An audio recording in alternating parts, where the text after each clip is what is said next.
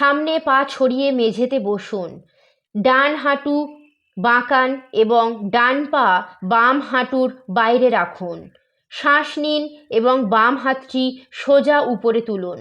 শ্বাস ছাড়ুন এবং ধড়কে ডান দিকে মোচড় দিন। বাম হাতটি ডান হাঁটুর বাইরে নিয়ে আসুন। সমর্থনের জন্য ডান হাতটি পিঠের পিছনে মেঝেতে রাখুন।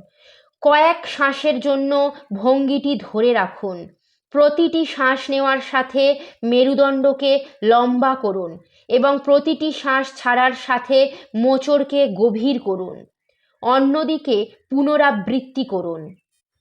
যদিও বক্রাসন অসংখ্য স্বাস্থ্য সুবিধা প্রদান করে, তবুও যাদের মেরুদণ্ডের গুরুতর আঘাত বা দীর্ঘস্থায়ী পিঠে ব্যথা রয়েছে তাদের বক্রাসন এড়িয়ে চলাই উচিত।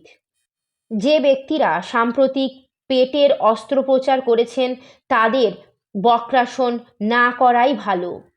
গর্ভবতী মহিলাদের গভীর মোচড় এড়িয়ে চলা উচিত, তাই বক্রাসন অভ্যাস থেকে নিজেদেরকে বিরত রাখুন। বক্রাসনের ফলে মেরুদণ্ডের নমনীয়তা বজায় থাকে, পেটের পেশি শক্তিশালী হয়, হজম শক্তি বাড়ে, পিঠের ব্যথা উপশম হয়, চাপ কমায়, রক্ত সঞ্চালন উন্নত করে, ঘনত্ব বাড়ায় এবং সামগ্রিক শারীরিক ও মানসিক সুস্বাস্থ্যকে সমর্থন করে। যোগব্যায়াম সব বয়সের ব্যক্তিদের জন্য একটি উপকারী অভ্যাস।